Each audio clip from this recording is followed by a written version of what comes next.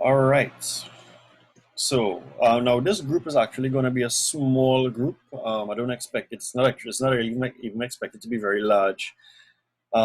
So guys, thank you for joining me today. This is the last HubSpot session in the series of 4 that we did, which was HubSpot for sales teams, HubSpot for marketing professionals, HubSpot for startups, SMEs, and entrepreneurs. And now I'm doing HubSpot for senior executives and managers.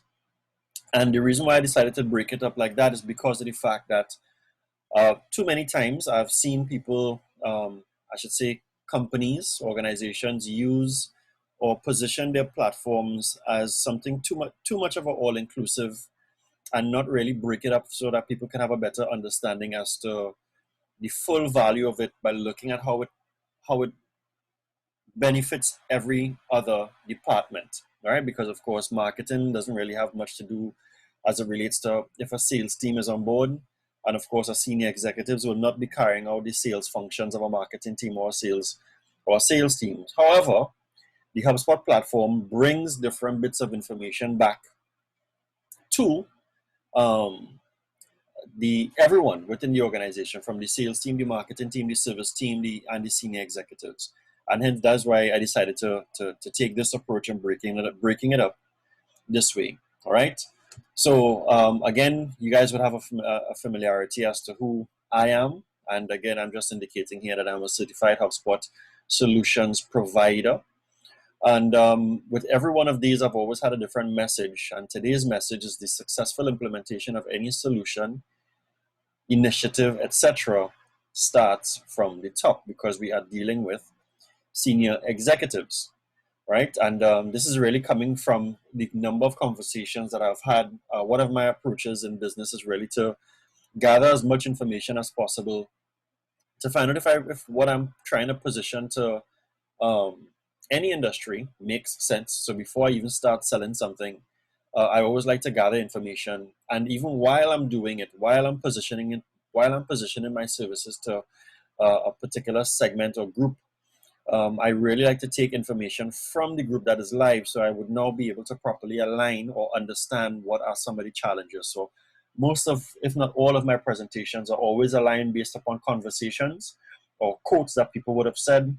And I kind of use that to help pivot or help show as to why it is important to maybe use this solution over the next, or why to take this approach over that approach, or how can you incorporate all of the approaches. So today what we're going to be looking at is from a senior executives level. So today's session, I would not be going into any of the what you call it, the bells and whistles of a CRM, but we're talking from a senior management standpoint here as to the overall goals of the organization, why this thing is actually very valuable. But so yes, we're going to be talking about the benefits of the CRM, but we're going to be talking about things like CRM adoption rates within organizations, and I'm going to be giving some examples. We will be talking about some of the challenges and what should be the adopted or the changed approach towards having that level of implementation run smoothly, right? So there are three key benefits, and then coming out of what we did last week, we looked at marketing, we looked at sales, and I'm just pointing out three. But there are many different benefits of implementing a CRM within your organization. All right, and the first one, and these are things that every organization should really be paying attention to, is operational efficiency, right? Because the CRM in itself helps you streamline your processes, but apart from that, it also helps you identify gaps. So you got to realize, well, wait a minute, we really should be taking this approach, or we have a gap in this particular step of our process that I believe that we really need to work on fixing. So it really helps streamline your approach and your operations between all of your customer facing departments. So between your sales and your service and your marketing, excuse me, you got to really have a comprehensive understanding as to how things are operating, because again, operational, right? The other one, it gives you a lot of business intelligence. Now, again, I would have spoken about this when we were doing HubSpot for sales teams and also for marketers, where a lot of our business intelligence is either lost or it's somewhere in a bulky Excel, right? And by having any particular type of platform, you would tend to find that if we aren't able to manipulate the data to give us the information, so we're moving it from raw data into information, then it's hard for us to make certain business decisions as to which direction should we go next, or what is this subset or group of customers saying as opposed to this group, because it is very hard to do that in an Excel. And it's, of course, it's even harder to do it without an Excel. But now we have so many different tools that gives us the ability to now hone in and bring that information into one platform, and that platform gives us the ability to understand, okay, the progress and growth of our organization. Yes, we have different enterprise relationship solutions, ERPs, programs that gives us the ability to understand who we bill in, how often we bill in, how long the customer has been with us. But really and truly understanding the customer interaction, having a better appreciation as to what a customer lifetime value is extremely important for us, or for anyone that's involved in business. So the data from the daily operations that we spoke about before, sales, service, marketing, right? It really does help support management with more insightful information and gives them the ability to make better decisions. And then we're also looking at it's cross-functional in terms of its level of integration, because of course a CRM should not just really be for a sales department. A CRM should really be something that you are looking at across the board as it relates to all different areas of your organization, because a lot of the times we may look at it from the standpoint of how we want to sell, but we don't recognize that the customer is not happy on the back end, and the CRM isn't picking that up. So the service department might be dropping the ball, or the admin department might be dropping the ball, or we realize that as it relates to the measuring component of your sales process from attract, engage, commit, measure, that the customer isn't very happy. So they're having some level of buyer's remorse. But if we don't understand that, then we might be losing customers and not even knowing, right? So again, cross-functional approach. And because of the fact that the CRM integrates with so many other different platforms. So when it comes to things like your billing solutions, and you now have the ability to involve or to have account receivables or finance involved, or actually having some level of visibility or access to your CRM. Again, it's cross-functional in terms of your entire organization. All right, so those are the three strong ones, right? Operational efficiency, business intelligence, and cross-functional integration. However, and I think, I can't remember the name of the company that had the stat, but they were saying approximately between 50 to 75% of CRM integrations fail, right? Now, I've seen that for myself. I have a client who they have another type of CRM, but they don't use it. As a matter of fact, it's not exactly a CRM, it's actually an ERP that gives them some level of CRM functionality, but they're still using Excel to run reports. And I remember asking the person in charge of new business sales, right, to tell me what is your forecast look like for the next couple of months? What's the direction for your business?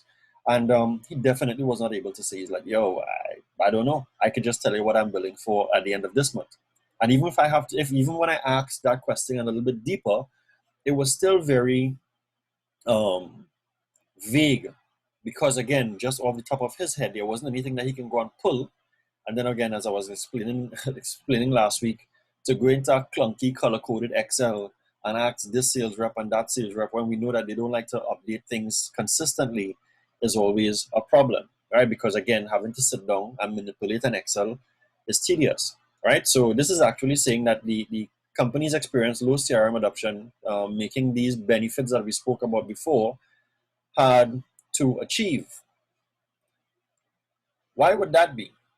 Right? Now, there are many different reasons, but I've actually highlighted 4, and these four is really coming from my own experience coming out of corporate, the last organization that I worked with a couple years ago, and they had a CRM, very prominent CRM coming out of Microsoft, but the approach was bad to the point where we didn't have proper CRM adoption. We were forcing people to start using the CRM properly. And this is from on a senior level now, because I was middle management and I have to now report to my managers and I have to say, you're having challenges with these guys updating the CRM. And then they will have to take a kind of a big stick approach to try to get the guys in there to start updating it. But why is it specifically that we have these challenges with CRMs? And this is not the only organization. So between that time to now, I've met 3 other organizations where the adoption rate of the CRM was extremely low. And this is kind of the area where I really like to try to make sure that I help customers really identify, 1, if you need it, but 2, how do you want to go about now including that CRM and rolling that out into your organization, right? So we're looking at these 4 for now, right? 1, I will say it's policing, right? And I'll give you an example as to what that means later on. So for anyone that's been involved with a full sales team, most times when I am talking about CRM and I'm going through different features of the CRM, I see certain people, their eyes open up. Why? Because they realize I could see what more people doing. But they always look at it from the standpoint from, I could catch them doing, or when they're not doing something, as opposed to, you know what, I think we're in a position here where I'm seeing a gap and I can actually now bring this person into, or I can see where the gap is and help them. So most times you have your staff, they're very apprehensive about using the CRM because they feel as though it's a big brother. CRM, yes, because CRM looks at everything and it's managing and helping identify productivity levels and stuff like that, which is all cool. But because of how we as managers use it, or from our leadership style of using the platform, we use it to kind of rake them over the coals. Hey, I catch you, you're not doing this, and you're not doing enough, and you're not doing this, and there's a not, and a not. And you tend to find people being very apprehensive of using anything that gives visibility. See, even when I was doing copier sales, you would find that staff, as soon as you tell staff that we can start monitoring their printing activities, they don't want to even use a printer because they don't want anybody come down on them for how much ink you're using, how much paper you're using. Mind you, that was a real problem. But at the end of the day, it didn't give us nor the organization a better understanding as to usage and as to where they could improve based upon what is it that they're doing. So again, business efficiencies, because I don't want my manager to see what I'm doing because I don't like how this operate with people, right?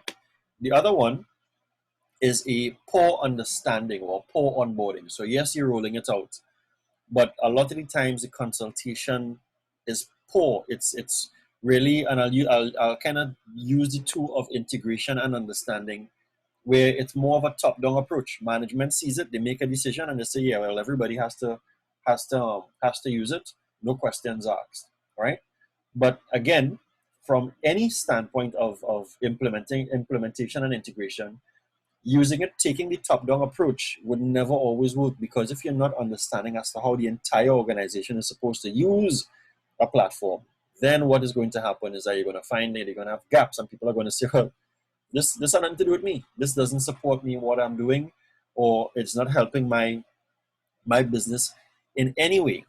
And you tend to find that there's one additional area where if your other departments don't see the value in it, that helps make their life easier, then you're going to find people, I don't need to use it because it has nothing to do for me. That's not for me, that's for sales. Or that's not for me, that's for marketing. Oh, no, that's finance stuff, right? When really and truly it's a solution that's supposed to be used across the board, right? Again, integration, we can't take a top-down approach because we just say, well, yeah, we want to implement, but we haven't taken the time, and this could also be a challenge, a shortcoming of the solution provider that is chosen, where they do not take the time to understand all of the players within the organization. And the last one is strategy. It's not really the last one, but these are the last key ones that I found, is strategy. And by having any solution, by having a hammer, any tool, and you don't have a strategy, if you're not going to build a house or pong a nail, then it doesn't make any sense having the platform. So if your organization's growth strategy cannot be built around a CRM, then don't have one. Because again, a CRM is more than just looking at salespeople making calls or creating some inbound traffic. It is here to help you grow. And again, we're having this level of conversations because I'm talking to senior executives today. We're not talking bells and whistles. We're not talking features and reports. We are talking about why some of the challenges that we have and from a leadership standpoint, why we experience certain things, right? There's another one that I want to identify, which is always a surprise for me, which is poor data quality. Right? Data is a serious problem in Trinidad and Tobago. Right? I can't go to Central Statistical Office to get nothing that's accurate or current. That's why I do my own surveys. All right? Or I don't want to be relying on Jamaica's data because yes, is the region, but still it doesn't relate to Trinidad and Tobago. All right? And another part of me doing my own surveys because I wanted to have stuff that was relatable to me.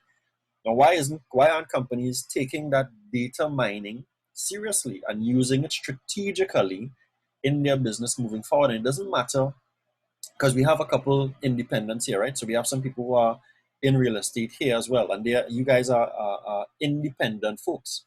Your data is important. Understanding your customers' behavior is important. That's how I started off with the B2B tech stack. We must be able to understand the customer's journey. How is the customer integrating with us? All of that is data. Not just how many times they open or they click, but how have they been, how have they been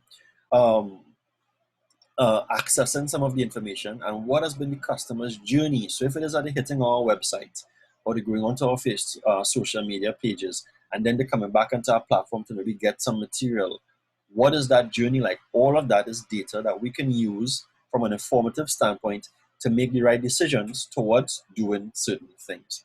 Strategically towards growing our business, our real estate business, our insurance business, or whatever industry that you're in, our car sales business, it doesn't matter. You have the ability of using it as an independent or as an organization towards your growth. A client asked me, not a client, an attendee on Friday asked me if HubSpot CRM was only for small to medium and maybe large and not enterprise. And I was actually able to tell him that it's also enterprise-wide because of the fact that, the platform, the information that someone at a low level can use, it is 10 times or 1,000 times more from a senior standpoint. Let me give you this example. I was asking of someone from marketing in a very prominent organization here in Trinidad and Tobago. And I said, can you tell me the size of your account base? And he said, well, we have about 2,000 active accounts right now. And I said, okay, those are active. What is the size of your inactive account base? And he said, boy, I definitely can't tell you that. And I said, well, how come? He said, well, we don't have anything to really track when a customer falls off, or the last time that a customer was contacted. When he did come back with the information, he did a brief scrub through. He saw that they had approximately 2,000 inactive accounts. There's another client that I was working with. One of the first things that I do with any engagement is I always look to see where are your inactive accounts. When was the last time you spoke to the customers, or how many customers have stopped buying from you within the last 12 to 24 months? And there was another customer who had a database of 500 inactive accounts. Mind you, when we started engaging with the customers, it wasn't because the customers was unhappy or whatever. It is just because the sales rep didn't do this, or the customer didn't need services within a specific time frame. So yes, they wouldn't come back to us immediately, but there was no strategy in terms of mining that customer to make sure that we stay with expanding on the customer lifetime value. And that's so important to us. So important to us. All right. So there are a couple other things here. So you also have some frustrations. So I'm going to share some conversations, right? So this is a CEO saying to me, Lyndon, I totally see the value of a CRM, but I'm not sure if my people are ready for it. And actually she said that in a different way. I'm just paraphrasing it in this way here now, but to an extent they have some apprehensions as to whether their people even deserve a CRM. They understand the value. Well, then my question will be, well, technically who's in charge? Yes, we have to push that forward. So we have to get our people to understand and have them start using it. But really and truly, we can't always force. It's not a stick across the back, right? Another one is saying to me from marketing, because they were having some challenges. This guy was supposed to be supporting about 4 or 5 different units within an organization, right? And yes, they were talking about the CRM. Yes, the different BU heads were talking about using the CRM and the challenges, and the staff wasn't really doing it because I could tell you it was a clunky CRM, right? It was hard to do. It wasn't remote. Headache, right? It would have been easier if they had given them an Excel. But his response to me was, why don't you just make it mandatory and hold it against their KPIs? Because so this here is now frustration. He doesn't have the information so that he would be able to act and support a unit in terms of their goals, excuse me, for that particular financial year. All right. So now they're saying, well, just make it part of the KPIs, put it in their performance review. Again, yes, you could do that, but do you want compliance or do you want commitment? There's supposed to be an approach to that. And that's again too because the rollout or the approach was wrong. Here's another one. There's a sales rep, right? Yo, all management wants to do is monitor us. Again, big brother approach. So you don't have full buy-in because people are thinking, yeah, well, they just want to see maybe when I start work or how much calls I make. And if I don't make enough calls, then I'm going to get raked over the coals. Again, whatever the management style is there for them to trigger that response, then that's what people are going to let you know, right? Excuse me. There's another one here where an IT director is saying, well, why even invest in a CRM if the basic tools are not being used by the sales team or by the staff, right? So a lot of these things are why and how come and if we should. And so again, you want to invest in something, but you don't know what should really be the right approach. And these are some of the reasons why CRM adoption or even thinking about adopting a CRM becomes a challenge for organizations, right? The most that anyone in my role can do is just really help you guys understand the benefits and the values. But what I try to do is really and truly take it one step further. So any engagement that I have, I don't just talk to the seniors. I would either do a survey or I need to talk to the people who's actually going to be using it, because again, different departments are going to be using different functionalities. So when I can get someone excited about, oh, so you mean it could do this and it could do that and it could do the other, or it would be good if it could do this, or it would benefit me if I could do X. Again, is really understanding what the exact rules are, and then you can say, all right, so this is how it would help you. It's even a matter of even if I had to go and do a demo for someone, you don't really throw all the bells and whistles out there, because really and truly the person might use 1 out of 100 features or one functionality out of 100, right? So you don't want to underwhelm them, but you also don't want to overwhelm them. So what do? You just identify what are the key rules. What is it that this department, my admin department, what is it that my sales support supposed to be using the CRM for, and just give them that. If they just have one job, then just give them tools to do that one job. Forget about all the other stuff until the business begins to grow, and then you can scale your CRM accordingly. And that here goes to my folks too who are in real estate. You can start the CRM at a very basic level, and as your business begins to grow, you scale accordingly. That's the beauty. That's one of the key things about HubSpot, right? It's scalable. That's why it always talks about growth, right? So kind of going back to commitment or compliance, and again, using this here from the standpoint of a senior executive, we have to now be able to, as leaders, we want a commitment. We can't be whipping people over the back to get stuff done. We have to be able to put the right things in place. We have to be able to delegate. We have to be able to lead. We have to be able to support, give the direction and the directive as to what needs to get done when, and these are the tools. But understanding, though, that we're doing that from this standpoint because we want people to grow, because we're also looking at that the overall growth of the organization means a full benefit for everybody else. And once we could sell that idea, then we're all good to go. But sometimes you need the support in getting the idea sold, which is fine. That's what people like me are here for. But at the end of the day, as a leadership standpoint, as a leader standpoint, it cannot just be a matter of, well, you all need to just be doing this, right? We have to get everybody on board. A CRM isn't just for a department. A CRM is something to institute into the entire functionality within the organization, all right? So this kind of, again, I know you all would have seen this in a number of different ways, and I've really taken the time to study all the different areas of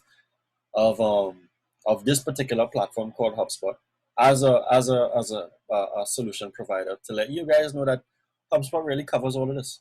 It really helps the organization grow better in terms of looking at your operational aspect, Even if you have to do some policing, because we know it's always important as part of what management has to do. But allow your policing to be more of a correctionals officer instead of you're just locking people up or you're just whipping people over the back. You want to help people get better, correct the behaviors. Again, that comes out of our MBAs, right?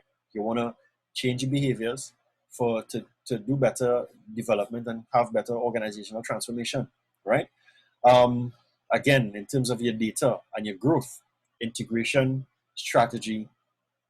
So what would be some of the approaches?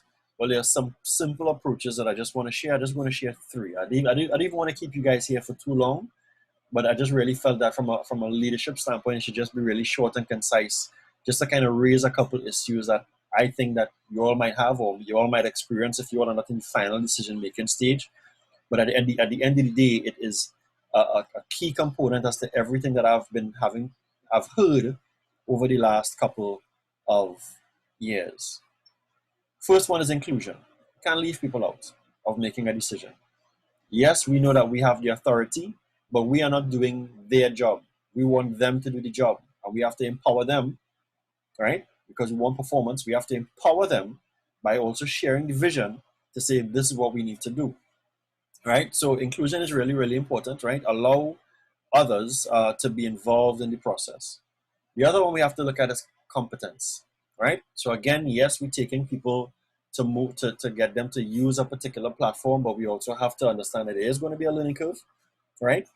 We can't afford to be too frustrated unless you are setting certain things up to give them the ability to be able to work on this or in this platform or whatever it is 24/7, so that at least you know that yes, it might be a particular learning curve, whether it's steep or whatever it is, but because of the time that you're allotting to do that, then you're giving them the ability to divulge a lot of time. Now, I would also say you have to balance whatever your objectives are based upon your onboarding, because onboarding is the first one, right? Which means that if it is that you are onboarding, so you're now using the CRM, but you want to throw a plethora of tasks right behind them, then you can eventually begin overwhelming people. They're not going to enjoy using the platform, right? So again, you need to break up what the tasks are. That's why it's always good to have a little team, so that you can now say, I need for you guys to be able to this, and this. And again, that goes back to the leadership. So my seniors that are here, break your stuff down into bits. Say, I need for you to do this. This is what I need for you to learn on the platform. This is what I need for you to learn on the platform, because you want to be able to onboard, upskill, and mentor while you are learning yourself. And the reason why I'm saying upskill as well too is because, again, we want to sort of shift what we outsourcing for what we can do inside, right? Again, if it is that we can start developing skills, you're raising the value of your human capital within your organization, right? So once your people can have the skill of doing what a digital marketer does, then you're good to go. You don't have to spend money for that anymore because you've now upskilled someone. The good thing too is that you have that within HubSpot Academy. So there are certifications within there. So apart from the things that I can teach you, HubSpot Academy also gives you, excuse me, a series of courses that you can get certified on as it relates to many different things, right? But the thing is that, of course, that takes some time in terms of learning, because it's a wealth of information, right? But at the end of the day, we have to give people the time to learn. We have to manage what the tasks are and as to what we want to roll out in a realistic time frame, so that we make sure that the people on there are not becoming overwhelmed with the information, with the learning, and then with the execution of certain things. So onboarding, upskill, and mentorship is really important. And I would also recommend you try to find one champion, and then you have that champion train another champion, and then that champion train another champion. So you're always doing train the trainer, right? And then, of course, you're always upskilling as to who those people are. So after a while, the entire organization will be versed in whatever it is in terms of all the aspects of the platform. And then, of course, communication and community. Again, we want to keep everybody involved in what the goals are. Listen, we've rolled out the HubSpot platform. This is what has been able to help us do so far. By the efforts of these three people within the organization, they've been able to help us bring in certain leads, or by the efforts of all of these departments, because remember I was talking about the level of integration from before, right? It's been able to allow us to position ourselves in different areas that we weren't sure and also change our image, because customers are saying, well, you're communicating faster, you all seem to know a little bit more about me, or the decisions that you all would have made would be a lot more in line or in tune with what an organization, where an organization needs to be going as it relates to growth and connecting with its customers. So I have here that we should really look at building a community around the goal of the organization, not the software. Again, as much as we spoke HubSpot whole week, I think I would have used the opportunities as well in every single segment that I did to let you all know HubSpot is not the silver bullet. You must have a strategy. A mason with a fancy hammer, but he's a bad mason, is just going to do a bad job. He's going to use the hammer wrong. He wouldn't have the right mindset. He wouldn't be able to execute properly. He just don't know how to do the job well. His competency is low. Even if you give him a fancy hammer and a drill and all these little different things, it doesn't matter. He's just going to do a poor job, right? So those are the three approaches, excuse me, that you can actually take. Now, there are other more technical approaches that you can actually go into, and that's kind of where I would normally come in to support an organization, right? Because of course, the training and as it relates to the skill and competencies in terms of helping people turn around faster is important in terms of a workflow, whether it's a sales approach, building out a sales process, building out a sales playbook, helping fine-tune a marketing plan. There's a number of different areas. And then now taking all of that and putting it into HubSpot. HubSpot helps you execute. HubSpot gives you back the information. But without us having the mindset and the strategy before, then just having HubSpot will just be having HubSpot. It will not do anything for us because, again, as I say, it is not the silver bullet. You know, so as I said there, guys, I didn't want to go too far into it. I really wanted to speak a lot about, excuse me, I really wanted to speak a lot about the challenges that we experience and where some of the mindsets across the organizations are. And that's why we shared what marketing would have said, what the CEO would have said, what the salespeople are saying, you know, the poor involvement as it relates to data. All those things are extremely key. And it gives, unless we really change our approach, and again, this is something that I'm saying here because coming from where I came from, you will tend to find that a lot of organizations have failed, they fail because these things are not done properly. You know, so I am opening it up now to some questions from you guys as it relates to the platform from on a senior level. As I said, there are many different things that it could do, but we covered all those things last week in terms of from the SME side, from the sales side, from the marketing side, and I didn't think that I needed to go into all of those things for senior executives because you guys are now more so the managers. I would have shared certain things as it related to the reports last week, so I wouldn't go into reports now again, but really and truly, it's now a lot of mindset and philosophy. So I'm not sure if you guys. So this is the last session. I'm not sure how many of you all were here for all of the sessions. So I'm opening it up now to get your feedback as it relates to the week with me, or as to what is it that we covered here today. Floor is open.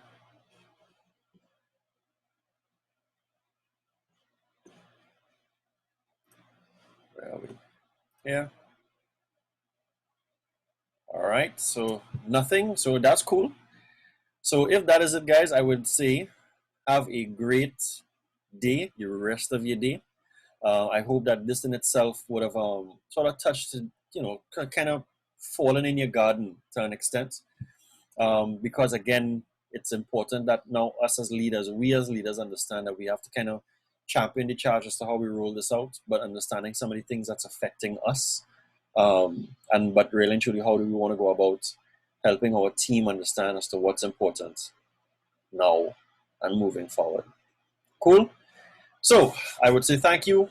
Have a great, I'm giving you guys back what? You all have almost 20 minutes remaining for your lunch, providing as to how you're working from home. Stay safe, stay inside. Have a great Tuesday afternoon. Peace. Bye-bye.